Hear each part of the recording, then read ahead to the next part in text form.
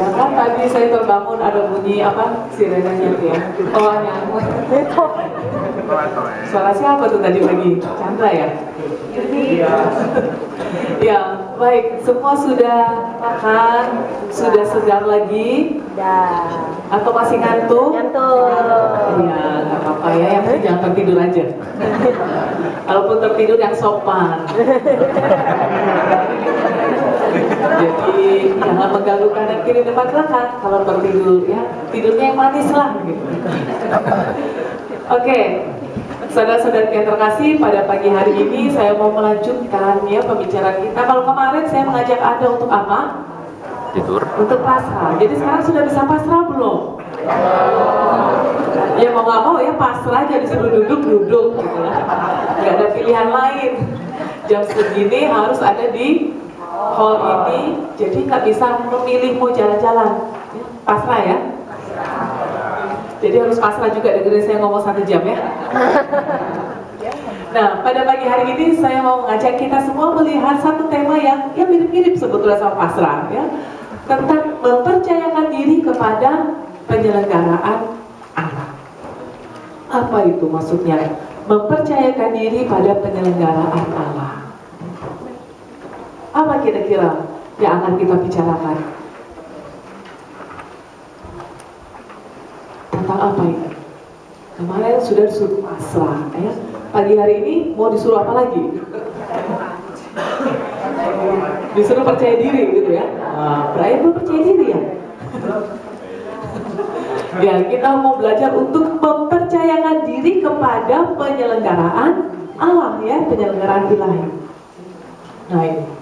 Pertama kita lihat dulu antara percaya dan mempercayakan. Apa beda percaya dan mempercayakan? Siapa yang bisa jawab?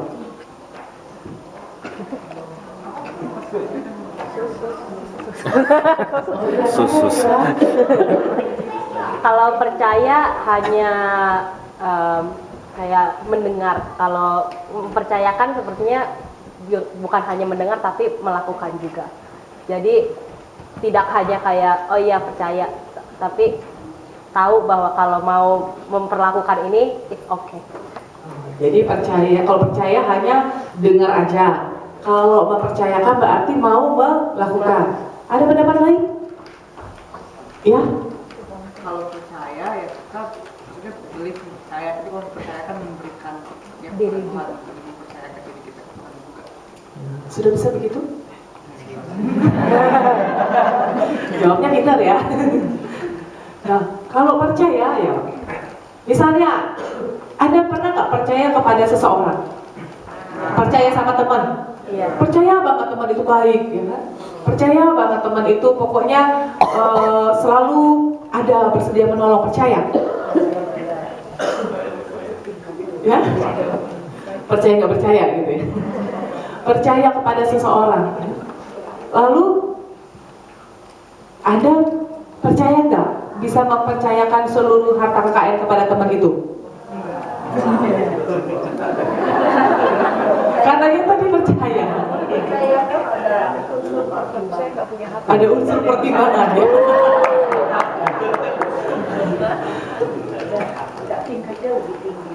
Tingkatnya lebih tinggi. Sudah benar-benar confidence bahwa itu kita percaya adalah benar.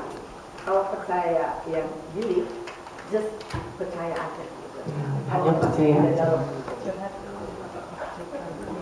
Gimana jadi? Percaya, mempercayakan? Mempercayakan udah pasrah ya.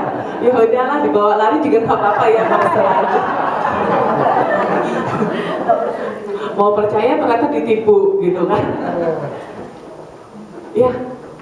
Percaya itu unconditional, mempercayakan itu conditional. Ya. Ada lagi pendapat lain lagi. Ya, silakan. Kalau percaya itu kita diberikan titipan Tuhan bahwa kita harus percaya pada sesuatu. Sedangkan mempercayakan itu kita diberikan kepercayaan.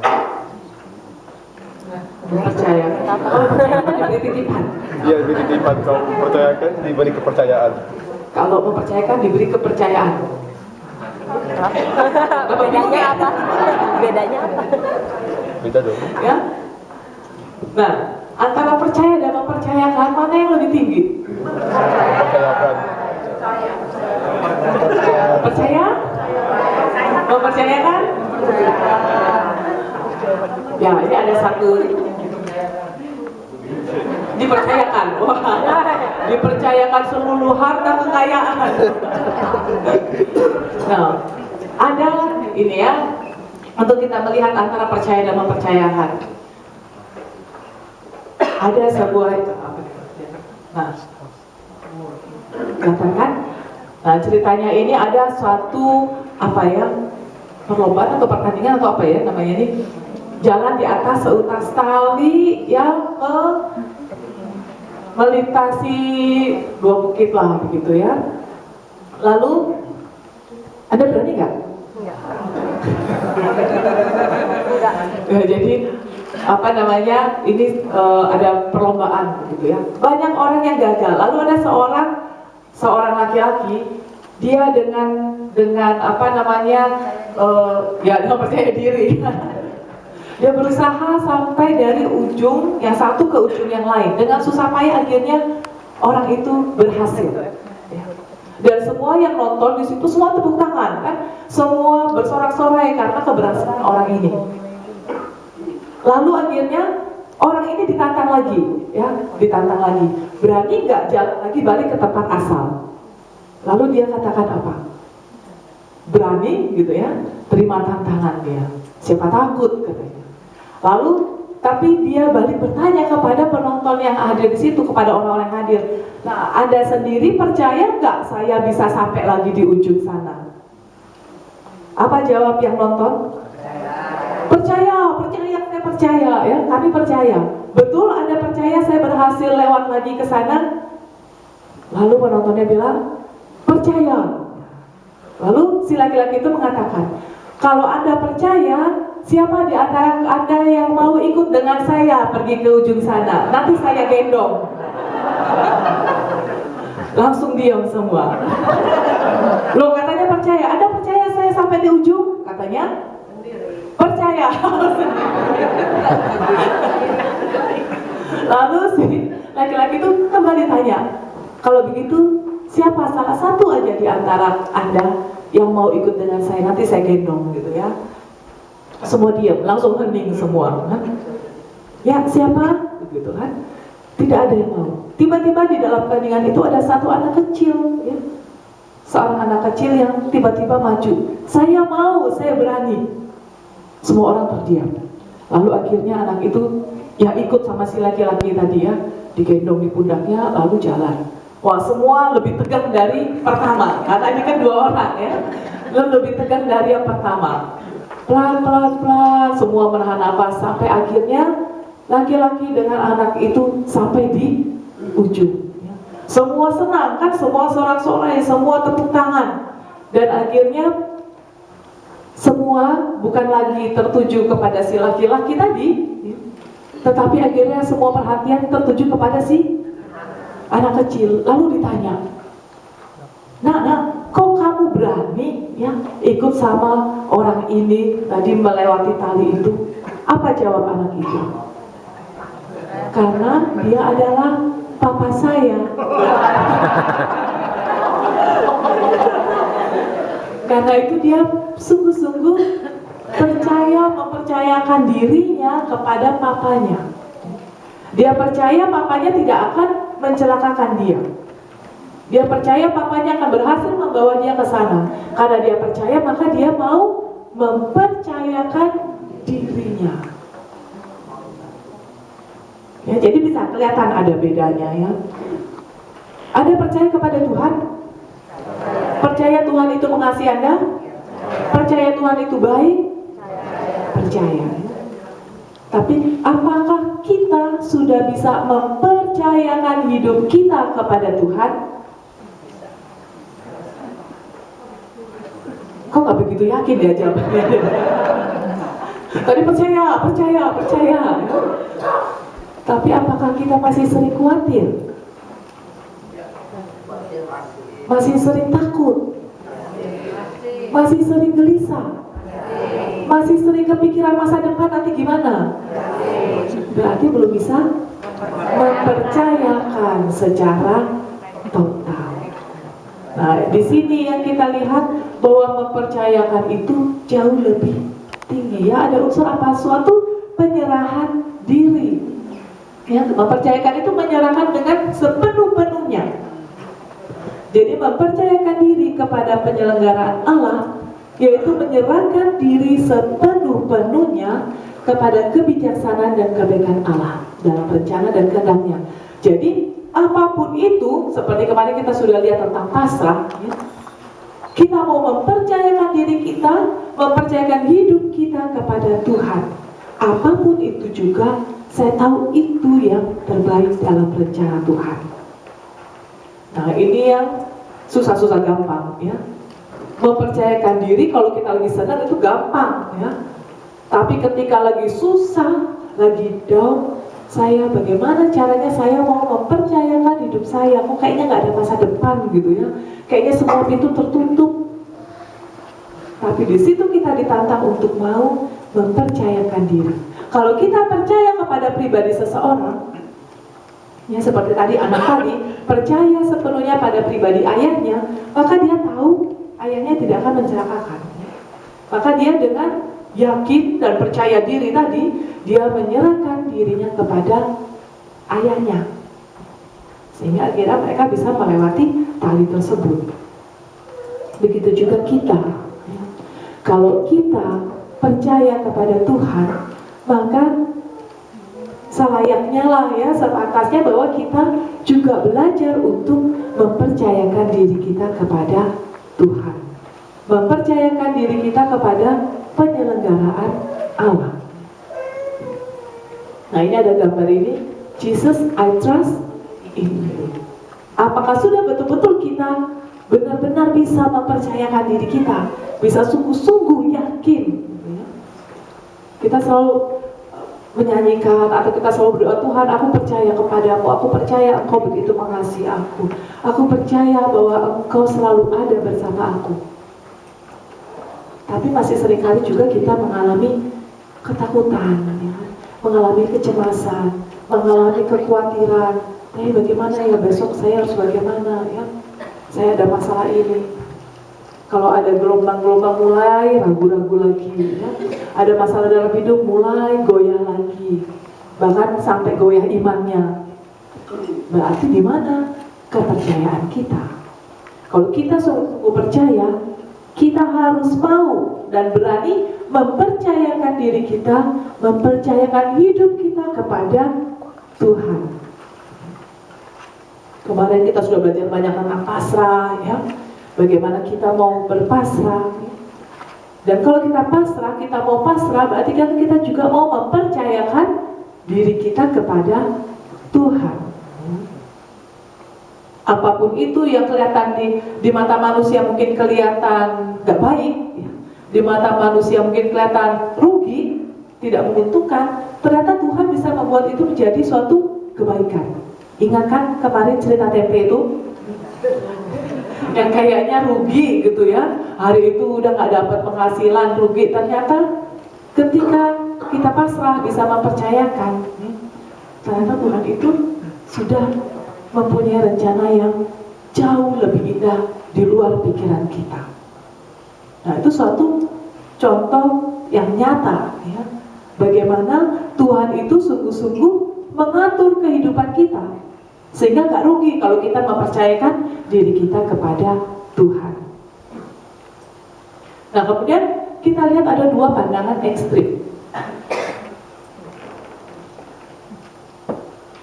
Beberapa orang, ya, pandangan ekstrim kanan dan kiri ini, ya, sebagian orang itu pasrah tanpa berbuat apa-apa.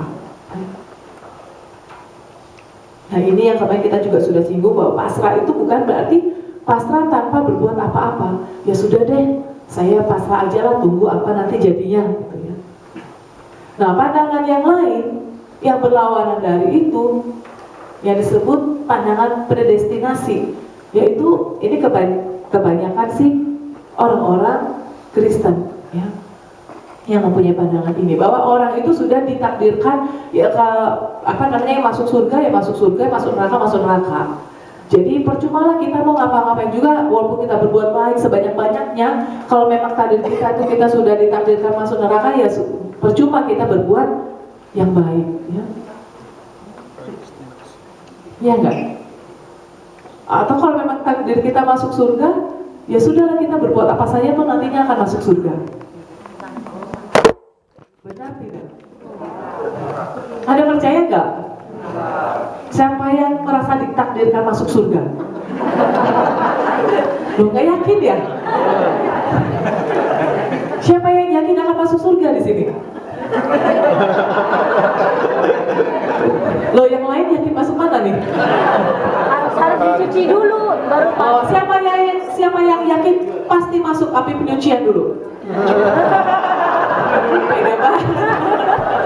Gak mau langsung masuk surga? Nah, kenapa masih mau mampir ke api penyucian? Kan sih gak mau ya. takut bau. Ya dicucinya di dunia aja, mau nggak dicuci selama hidup di dunia? Mau. Kalau kita sudah dicuci selama hidup di dunia, kita akan langsung masuk surga. Siap dicuci di dunia? Berarti siap menderita, siap memanggul salib. Karena cara nyucinya kan gitu ya, disuci dengan penderitaan-penderitaan, ya, dengan kurban-kurban kita. Seperti Santa Teresa Lisieux itu dia banyak menderita ketika dia hidup di dunia, kan? Dia masa penyucian dirinya itu ketika dia hidup di dunia dengan segala penderitaan dan lain sebagainya. Setelah meninggal, saya yakin dia langsung masuk surga. Mau seperti itu? Maunya jadi lemas ya, karena mesti menderita dulu. Ya kalau gitu nggak apa-apa lah, saya masuk api penyucian nanti aja dulu. Tapi semua yakin masuk surga ya, harus yakin. Siapa yang mau langsung masuk surga?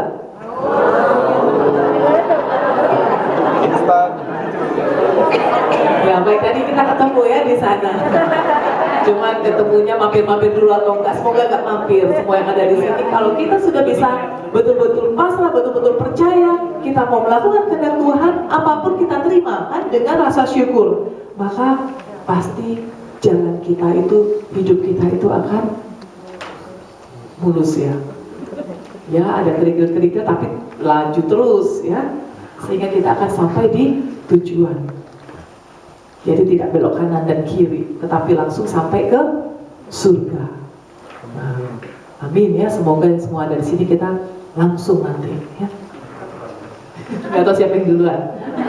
Nanti tolong sediakan tempat kalau yang sudah duluan ya. Nah, jadi ini kita tidak mau melihat pasrah yang tanpa usaha, atau yang ada merasa sudah ditakdirkan masuk surga, jadi ya sudahlah percuma berbuat ya sudahlah saya berbuat apa saja atau nanti akan masuk surga, atau yang sebagian ditakdirkan masuk neraka, percumalah saya mau berbuat baik, percuma saya melakukan kehendak Tuhan, toh nanti juga akan masuk neraka. Kita hapuskan semua pandangan ini. Kita tidak mau mengikuti pandangan-pandangan yang seperti ini. Nah, karena itu kita mau melihat ada beberapa prinsip dalam mempercayakan diri kepada penyelenggaraan Allah. Kita lihat yang pertama, bahwa segala sesuatu yang terjadi sudah diketahui Allah sejak awal. Allah itu sudah tahu sejak awal mula apa yang akan terjadi dalam hidup kita. Sejak kita masih dalam kandungan, Tuhan itu juga sudah tahu nantinya nih anak mau jadi apa. Hanya memang karena Tuhan memberikan kehendak bebas kepada manusia, sehingga kadang-kadang ya di tengah jalan si anak ini ya maunya sendiri, nggak mau ikut kehendak Tuhan, ya kita melenceng gitu kan. Tetapi sebetulnya Tuhan itu sudah tahu apa yang akan terjadi. Tuhan sudah punya rencana yang begitu indah. Ya kalau misalnya kita lihat lagu apa ya, semua baik itu kan, dari semula telah Kau tetapkan ya. Semua itu baik adanya. Tidak ada sesuatu yang tidak baik yang Tuhan rancangkan bagi kita. Hanya kadang-kadang kita sendiri ya yang merasa kok Tuhan itu kurang memberikan yang yang baik, kenapa orang lain lebih baik gitu kan, selalu kan manusia seperti itu. Padahal belum tentu yang baik, yang tidak baik dalam pandangan kita itu juga tidak baik dalam pandangan Tuhan, atau yang baik dalam pandangan kita itu baik dalam pandangan Tuhan. Kadang-kadang yang kita rasa itu yang terbaik, ternyata buat Tuhan itu bukan yang terbaik, maka Tuhan tidak mau memberikan. Ya, karena Tuhan sudah mengetahui sejak awal apa yang akan terjadi, apa yang baik bagi kita, bagi kehidupan kita. Lalu yang kedua, bahwa tidak ada sesuatu pun yang dikehendaki oleh Allah atau yang dibiarkannya terjadi yang tidak akan membantu untuk tercapainya tujuan di mana Dia menciptakan segala sesuatu. Jadi apapun yang terjadi, baik itu suatu musibah, ya, suatu penderitaan, Tuhan itu biarkan terjadi, Tuhan tidak membiarkan begitu saja. Tetapi di balik itu ada sesuatu yang Dia mau lakukan untuk menjadikan kita lebih indah lagi. Mungkin dengan penderitaan-penderitaan, dengan masalah-masalah, di situ Tuhan justru mau memurnikan kita. Nah, tadi kan, supaya kita dimurnikan, disucikan, sampai akhirnya kita bisa langsung menuju ke tujuan akhir hidup kita. Jadi jangan mengeluh kalau mendapatkan penderitaan, jangan mengeluh kalau mendapatkan salib-salib, ya. Kalau kita sudah dapat penderitaan, sudah dapat salib, tambah ngeluh itu tambah double-double, ya. Harusnya kita bersyukur, mencoba bersyukur. Ya, saya ngomong juga mencoba, ya. Karena seringkali juga masih, ya, manusia juga kan. Kita sama-sama manusia, sama-sama lemah, ya. Kadang masih digoda untuk mengeluh, digoda untuk, ya, kok begini sih, kok begitu sih, ya. Banyak protesnya, banyak berontaknya. Nah, seandainya kita bisa percaya bahwa dari semua itu Tuhan mau memurnikan kita, Tuhan mau melakukan sesuatu untuk kita, menyucikan kita, itu adalah jalan menuju ke kudusan. Coba kita lihat dari riwayat-riwayat orang kudus, tidak ada satupun orang kudus yang hidupnya enak, kan? Kalau ada orang kudus yang hidupnya enak, enak juga, ya. Sudah hidupnya enak, gak pernah menderita, jadi kudus juga. Tapi dari semua cerita orang kudus yang pernah saya baca, semua itu pasti mengalami yang namanya salib. Entah jalannya beda-beda, ya. Ada yang mengalami penderitaan fisik, ada yang mengalami penderitaan batin, tapi semua itu mereka lewati dengan penuh cinta.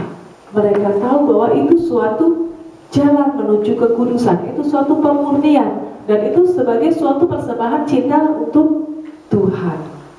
Nah, disitulah akhirnya kita bisa mencapai yang namanya kekudusan itu. Jadi di sini, karena itu kita bisa mempercayakan diri kita kepada Tuhan, kita berani mempercayakan hidup kita kepada Tuhan, karena kita tahu bahwa Tuhan itu ada bekerja dalam segala sesuatu untuk mendatangkan kebaikan. Untuk mendatangkan kebaikan bagi kita yang mengasihi Dia. Nah, Anda sudah pernah dengar belum cerita tentang dua orang pengembara yang sedang pengembara ya. Ya, dua orang pengembara, mereka sedang berjalan berdua, mereka membawa ayam, lalu yang bawaannya bawa tiga, bawa lampu minyak, ayam, sama bawa keledai. Keledai betul. Kita sudah kebalik ya, kedelai itu kacang kan? Iya. Ini keledai ya, yang dinaiki Yesus itu. Lalu si dua pengembara ini ketika jalan-jalan hari sudah hampir sore ya, sudah mulai gelap. Lalu mereka melihat, wah di depan sana ada kampung, ayo kita istirahat di kampung situ, cari penginapan. Lalu mereka berdua masuk ke dalam kampung itu, ke desa itu, mencoba mencari penginapan, tapi tidak satu pun penginapan yang kosong. Mau numpang di rumah orang juga nggak diterima, gitu ya. Akhirnya yang satu jengkel, kan? Yang satu mengatakan, aduh gimana sih Tuhan ini kok membiarkan kita seperti ini, gitu ya, tidak memberikan kepada kita tempat untuk berteduh malam hari ini. Lalu kita mesti kedinginan di luar. Nah, temannya yang satu lagi mengatakan, sudahlah kita percaya saja bahwa Tuhan pasti melindungi kita, Tuhan tahu yang terbaik untuk kita.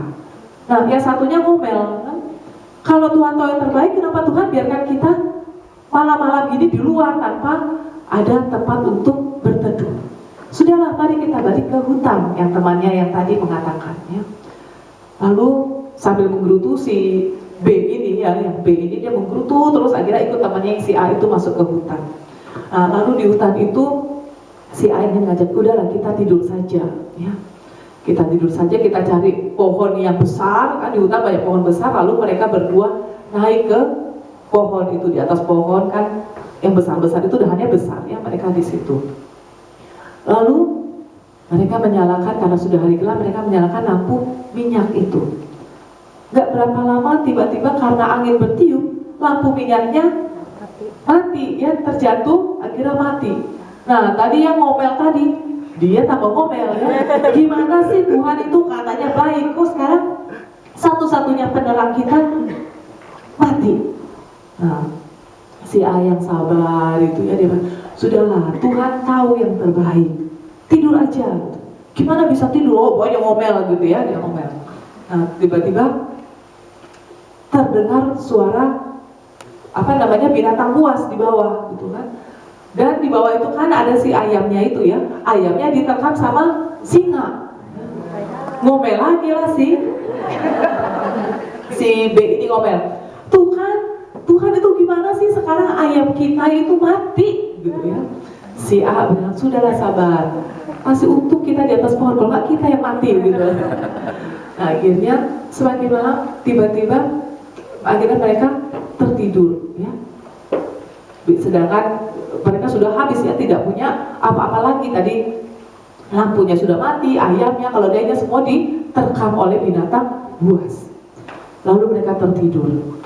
Pagi hari mereka bangun, lalu si Ani mengajak, ayo sudah kita kembali ke kampung situ, ya, kita cari makan dan lain sebagainya.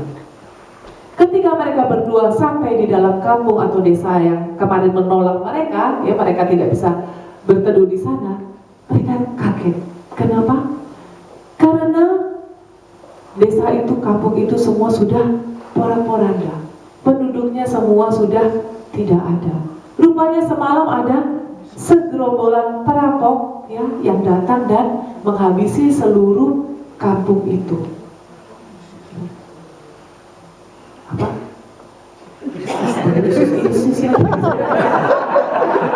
Zaman itu belum ada, ya.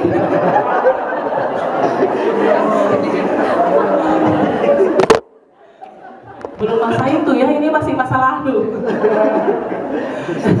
Jadi di situ si temannya itu yang tadinya ngomel, dia sampai terbengong-bengong, ya.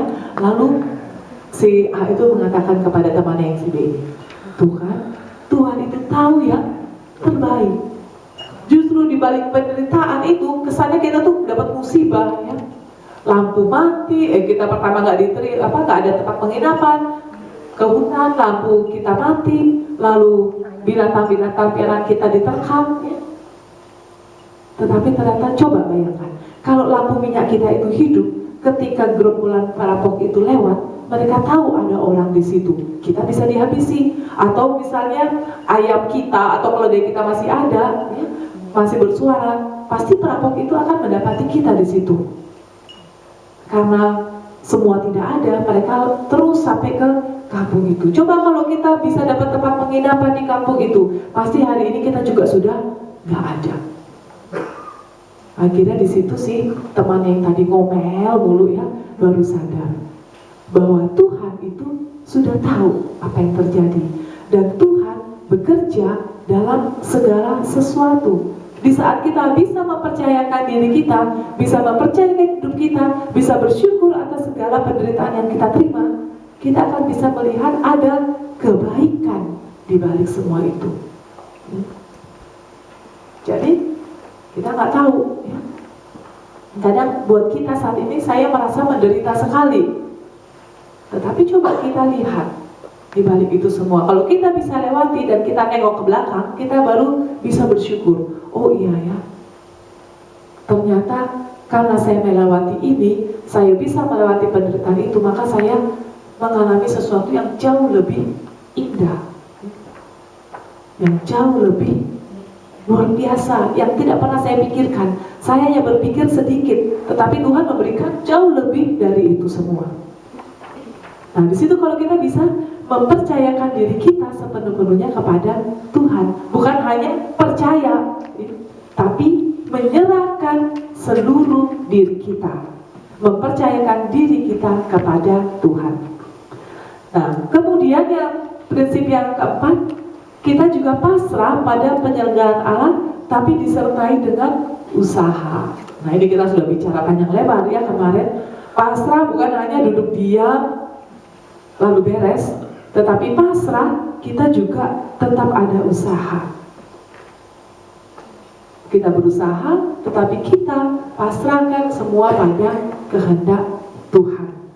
Nah, jadi beberapa prinsip inilah yang membantu kita untuk bisa betul-betul yakin dan bisa betul-betul mempercayakan diri kita kepada penyelenggaraan Tuhan. Sehingga kita akan lihat segala sesuatu itu indah pada waktunya. Betul ya, semua indah pada waktunya. Nah, sekarang kita lihat hambatan-hambatannya. Yang pertama, orang itu kurang beriman. Ya, di sini contohnya Petrus. Petrus berjalan di atas air. Anda pernah baca kan cerita itu? Bagaimana Petrus berjalan di atas air ketika murid-murid itu melihat Tuhan Yesus datang, mereka pikir itu hantu. Ya, beda ya, beda tipis, hantu. Itu Tuhan ya, itu Tuhan. Mereka pikir itu hantu, padahal Tuhan. Ya. Tuhan katakan, jangan takut, aku ini. Ya. Lalu kan mereka katakan, Petrus katakan, kalau itu memang kau, suruhlah aku berjalan mendapati engkau. Lalu Yesus mengatakan, berjalanlah. Saat itu Petrus betul-betul yakin ya, dia tidak peduli yang lainnya, dia langsung loncat dari perahunya, dia langsung bisa jalan di atas air. Tapi di tengah jalan, ketika dia belum sampai kepada Yesus, mulai ada gelombang, angin, dan di situ Petrus tiba-tiba sadar bahwa dia itu sedang berjalan di atas air. Lalu dia mulai ragu-ragu, mulai goyah, ya, mulai, waduh, ini nanti gimana kalau saya tenggelam? Nah, mulai di situ goyah, mulai ragu-ragu, akhirnya apa? Dia pun jatuh tenggelam. Nah, di sini seringkali kita itu begitu ya, ragu-ragu. Jadi iman kita tuh mulai surut lagi, mulai goyah lagi.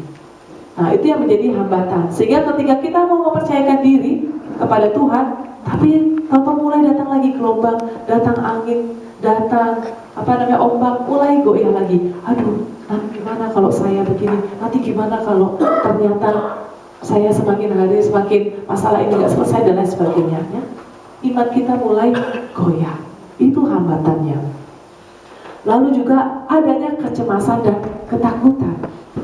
Cemas nanti kalau saya sudah menyerahkan diri pada Tuhan, saya percayakan ini, iya kalau masalah saya makin selesai. Kalau ternyata makin besar bagaimana? Ya? Ada ketakutan. Nanti gimana kalau saya lepaskan ini semua? Ya? Ada kecemasan dan ketakutan.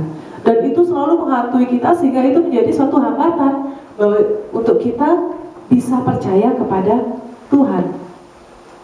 Mendua, ya, maksudnya ini mendua hati. Kita mau mempercayakan diri kepada Tuhan, mau mempercayakan hidup kita kepada penyelenggaraan Allah, tapi kita juga masih mau percaya pada yang namanya paranormal, ya, percaya sama yang namanya dukun, atau lihat ramalan-ramalan, ya, lihat horoskop dan lain sebagainya. Ya. Katanya percaya, tapi masih mikir, saya percayakan masa depan saya kepada Tuhan. Tapi setelah itu, tapi kan Tuhan belum langsung jawab ya. Saya tanya dulu sama paranormal ya, masa depan saya gimana? Oh nanti kamu umur sekian itu kamu sukses gitu. Wah, sedang. Terus diam-diam aja, tenang-tenang, ternyata sudah sampai umurnya nggak sukses juga. Gitu. Akhirnya kecewa lagi. Nah jadi Di sini kalau kita mau percayakan diri kita kepada Tuhan, jangan kita percaya lagi pada hal yang lain, hal yang sia-sia. Ada yang, kalau di Indonesia banyak tuh ya yang bawa jimat segala macam. Di sini mungkin nggak ada ya, jimatnya cari di mana juga nggak tahu kan? Apa ada dukun nggak di Australia? Saya nggak tahu.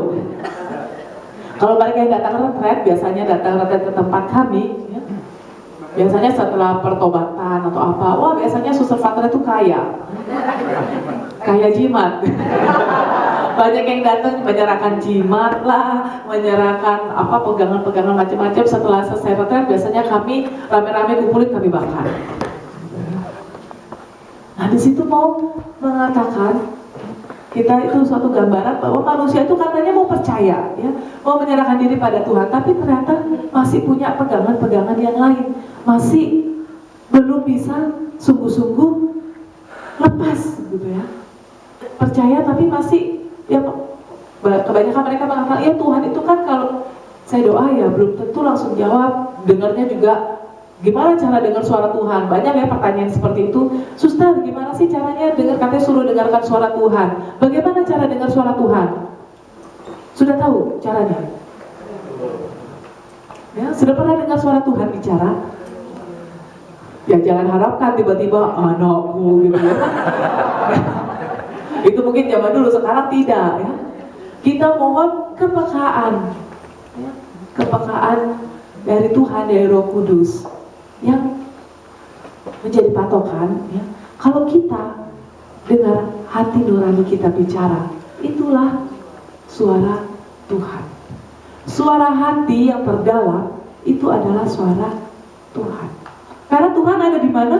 Tuhan itu tidak ada di atas gunung yang tinggi, tidak ada di dasar laut. Tuhan itu ada di lubuk hati kita. Jangan. Yesus saja bicara dalam Injil, kalau kamu mau berdoa kepada Bapamu di surga, masuklah ke dalam kamarmu, kuncilah pintunya, berdoalah kepada Bapamu yang ada di tempat yang tersembunyi. Maksud Yesus apa? Ya, memang baik kita kalau doa masuk ruang doa, ya, masuk ke kamar. Tapi lebih dari itu, kalau kita berdoa, kita masuk ke dalam ruang hati kita. Lalu kita tutup kunci. Maksudnya apa? Supaya tidak ada hal-hal yang di luar Tuhan itu yang masuk. Lalu di dalam hati kita, di dalam kamar hati kita yang terdalam, berdoalah kepada Bapamu. Di situ Tuhan tinggal. Karena itu ketika kita bisa masuk ke dalam hati kita bisa mendengar suara Tuhan bicara di situ. Dan suara hati nurani itu tidak pernah bohong, ya. Tidak pernah mengarahkan kepada hal yang buruk dan jahat. Hanya kadang kita itu yang tidak mau dengar, aduh kok kayaknya suara hati nurani itu bicara kok nggak sesuai dengan apa yang saya mau, ya, jadi nggak mau dengarkan. Karena itu banyak juga yang hati nuraninya akhirnya sudah tumpul. Ya. Coba kalau Anda berbuat dosa, pasti ada sesuatu yang hati nurani itu menuduh, ya, itu nggak baik. Tapi karena kita nggak bisa melawan, maka kita terus berbuat dosa. Akhirnya kalau dosa yang sama diulang-ulang, akhirnya menjadi hal yang biasa, kita tidak akan bisa lagi dengar suara hati kita. Dan kita mengabaikan hati nurani, nanti kita juga mengabaikan suara Tuhan. Tuhan itu sudah katakan tidak, jangan. Tapi kita lebih dengar yang lain. Nah, jadi sebetulnya gampang saja ya kalau kita mau dengar suara Tuhan bicara, masuklah di dalam hatimu, dengarkan hati nuranimu bicara apa. Dan jujurlah. Karena itu di sini nggak usah perlu lagi pergi ke dukun, ke paranormal atau kemana-mana yang bisa kita dengarkan apa yang terbaik untuk hidup kita, tidak. Tapi kita percaya sungguh-sungguh mempercayakan diri kita kepada penyelenggaraan Tuhan. Nah lalu halangan yang lain itu kesombongan, ya. Kesombongan maksudnya kita lebih percaya pada diri sendiri. Kita menganggap bahwa wah saya punya kekuatan, saya bisa melakukan semuanya. Ada masalah-masalah apapun saya bisa selesaikan. Nah akhirnya itu membuat kita tidak bisa berpasrah, tidak bisa mempercayakan hidup kita kepada Tuhan. Semuanya diukur dengan kekuatan kita. Nah, itu sombong, ya. Jadi itu kesombongan diri sendiri. Kita merasa kita mampu mengalahkan semuanya, kita mampu melakukan segala sesuatu. Lalu juga khawatir ini. Nanti Anda baca ya di dalam Injil Matius itu hal kekhawatiran. Nah, kita Udah. khawatir nanti gimana besok saya pekerjaan saya ada masalah, besok gimana selesaikannya dan sebagainya. Akhirnya banyak orang yang karena khawatir yang berlebih-lebihan, banyak orang sekarang ini menjadi stres dan akhirnya menjadi depresi. Banyak orang yang pergi ke tempat kami di sana ya, di Indonesia, di Lembah Karmel, itu datang sudah stres gitu ya, sudah depresi. Begitu banyak orang sekarang ini yang karena terlalu banyak khawatir, padahal belum ada apa-apa, belum tentu terjadi kan. Khawatir, aduh susah, saya ini khawatir nanti suami saya nyeleweng gimana ya, aduh kalau suami saya itu selingkuh. Emang suamimu sudah ketahuan selingkuh belum sih gitu. Cuman kan saya khawatir gitu, saya cemas. Ada ya seorang ibu yang seperti itu. Apakah selama ini suamimu memperlihatkan gelagat yang buruk? Enggak sih, dia pulang tepat waktu juga apa gitu. Tapi kenapa kamu khawatir?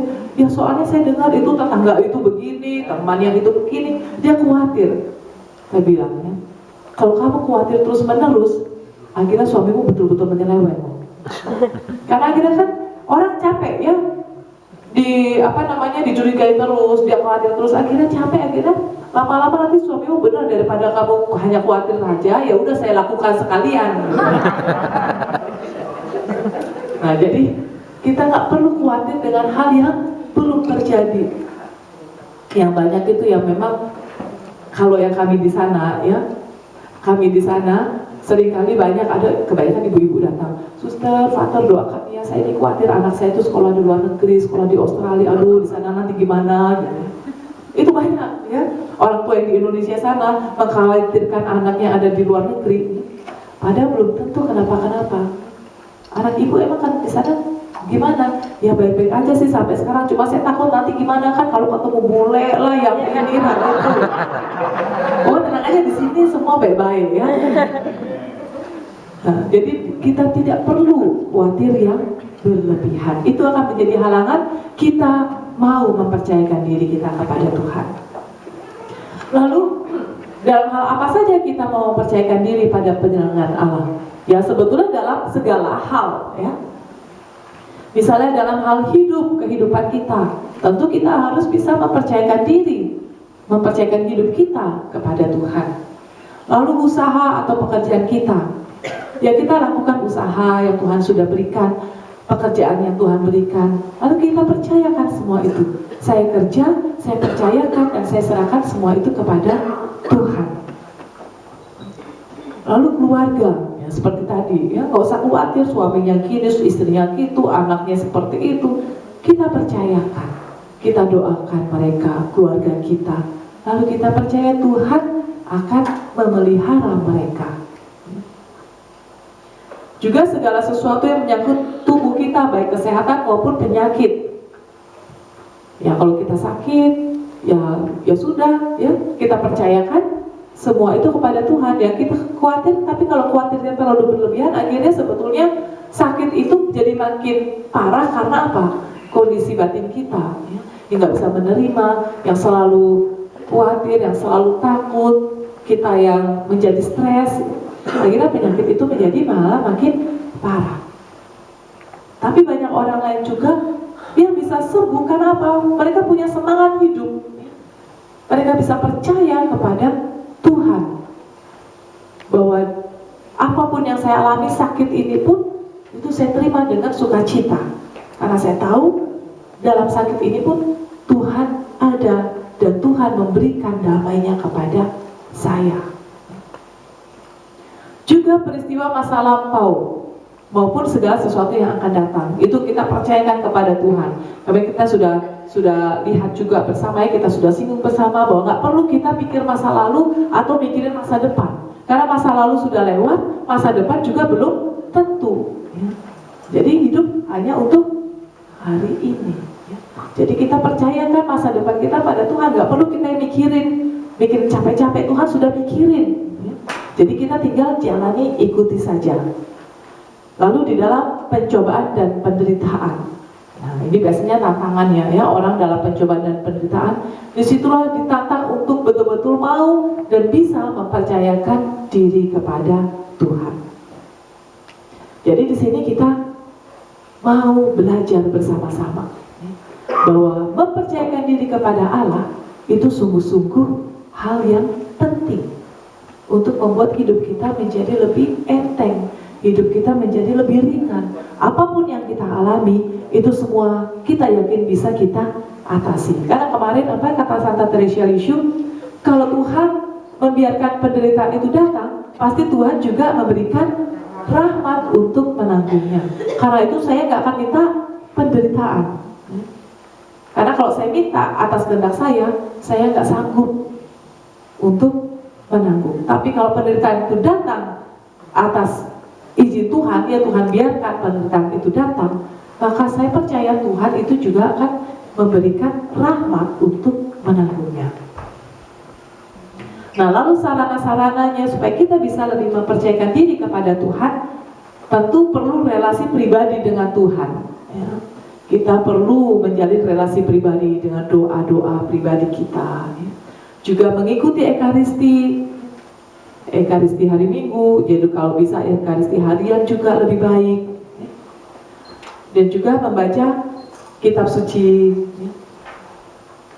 Kemarin semalam kita sudah ada Bible sharing ya. Nah, kita bisa lakukan juga untuk sendiri, gitu kan. Membaca kitab suci, meresap-resapkan apa yang ayat yang menyentuh, sehingga itu yang kita lakukan di dalam kehidupan kita. Lalu juga bisa dengan bimbingan rohani. Anda mencari seorang pembimbing rohani misalnya. Ya. Jadi ketika Anda mengalami sesuatu hal yang membuat Anda down, suatu masalah, suatu hal yang membuat Anda sulit sekali, Anda bisa mencoba mencari bagaimana ya, mencari bimbingan kepada orang yang lebih kehidupan rohaninya lebih baik ya, menjadi seorang pembimbing rohani untuk menuntut Anda, ya, untuk menuntut kita. Ya kami pun di sana juga ada pembimbing rohani ya. Jadi setiap saat kita bisa mendapatkan bimbingan untuk lebih lagi maju di dalam kehidupan rohani kita. Nah, lalu buah-buahnya kalau kita bisa mempercayakan diri kita kepada Tuhan, yang pertama hidup kita menjadi lebih tenang, menjadi tentram dan damai.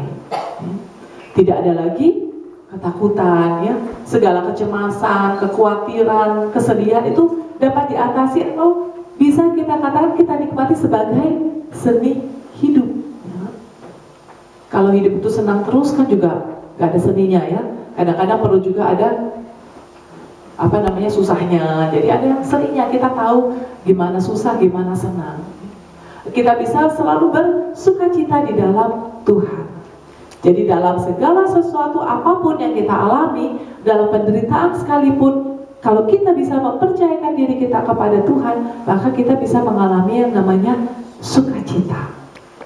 Sukacita kita akan tetap hidup, akan tetap terus ada. Nah, jadi ini buah-buahnya.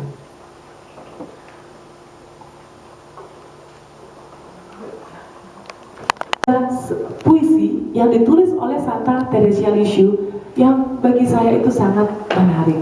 Ya. Coba kita lihat. Hidupku adalah satu saat, 1 jam yang berlalu. Hidupku adalah 1 saat yang tak terpegang dan tak kukuasai. Engkau tahu ya Tuhan, untuk mencintaimu di dunia ini, aku hanya punya hari ini. Peduli amat Tuhan, bila masa depan tampak kelabu, berdoa untuk esok tidak. Aku tak mampu. Jagalah hatiku murni, tudungi aku dengan bayang-bayangmu, hanya untuk hari ini. Jika aku berpikir tentang hari esok, aku takut goyah. Dalam hati kurasakan munculnya kesedihan dan kebosanan. Tetapi saya rela menerimanya Tuhan. Penderitaan, pencobaan hanya untuk hari ini. Segera aku akan terbang untuk memujinya. Bila hari tanpa malam akan bersinar atas jiwaku, maka akan kunyanyikan dengan kecapi para malaikat hari ini yang abadi. Jadi luar biasa ya, hanya untuk hari ini. Aku mau hidup untuk hari ini, mencintai Tuhan untuk hari ini, menerima penderitaan untuk hari ini. Kalau besok masih menderita, ya kita omong lagi kan, menderita untuk hari ini. Terus besoknya lagi ternyata masih menderita untuk hari ini. Ya kan? Jadi semuanya untuk hari ini. Kita nggak usah untuk besok saya mau menderita, Tuhan beri saya penderitaan seminggu ke depan. Nggak usah. Ya. Kalau besok dikasih penderitaan, ya udah saya bersyukur untuk penderitaan hanya untuk hari ini Tuhan. Lalu besoknya lagi begitu, ya seperti itu. Jadi intinya kita mau hidup saat ini, hidup hari ini. Karena kita tahu bahwa rencana Tuhan itu sungguh-sungguh indah ya, untuk hari ini, untuk hari esok. Kita tahu itu semua indah. Karena itu kita mau berani mempercayakan diri kita kepada penyelenggaraan Tuhan. Ya. Nah, Anda tahu lagu Indah Rencanamu Tuhan? Tahu? Nah, di akhir sesi ini saya mau mengajak Anda untuk nyanyi ya, nyanyi sama-sama lagu Indah Rencanamu Tuhan. Nah, minta tolong Melisa. Pasti ini yang sel dewasa tahu semua ya. Ini lagu lama, lagu jadul. Tapi anak muda tahu nggak? Kita mau percaya bahwa rencana Tuhan itu sungguh-sungguh indah. Karena itu kita mau berani mempercayakan diri kita kepada Tuhan. Mari kita tutup sesi ini. Di akhir ini kita mau menyanyi bersama-sama, menjadikan lagu ini sebagai suatu ungkapan kepercayaan kita, betapa kita sungguh-sungguh berani percaya kepada penyelenggaraan Tuhan.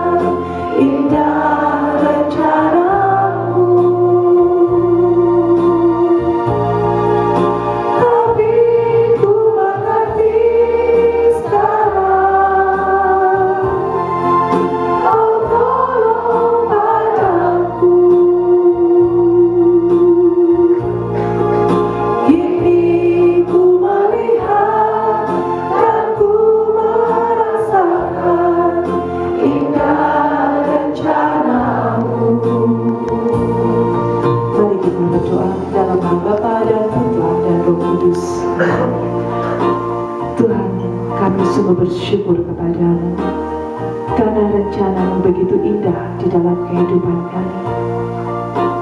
Engkau sungguh mengenal kami. Engkau telah mempunyai rencana yang terbaik bagi kami dan kehidupan kami. Tuhan, berikanlah kepada kami rahmat-Mu agar kami mampu mempercayakan seluruh diri kami, mempercayakan seluruh kehidupan kami hanya di dalam tangan kasih-Mu. Biarlah ya Tuhan, pada saat ini kami mau memberikan diri kami seutuh-utuhnya kepada-Mu. Biarlah Engkau sendiri yang bekerja di dalam diri kami, di dalam kehidupan kami, sehingga segala sesuatu dapat terjadi sesuai dengan kehendak-Mu. Terima kasih ya Tuhan, kami bersyukur, kami memuji dan memuliakan Engkau. Kemuliaan kepada Bapa dan Putra dan Roh Kudus. Amin. Dalam nama Bapa dan Putra dan Roh Kudus. Amin.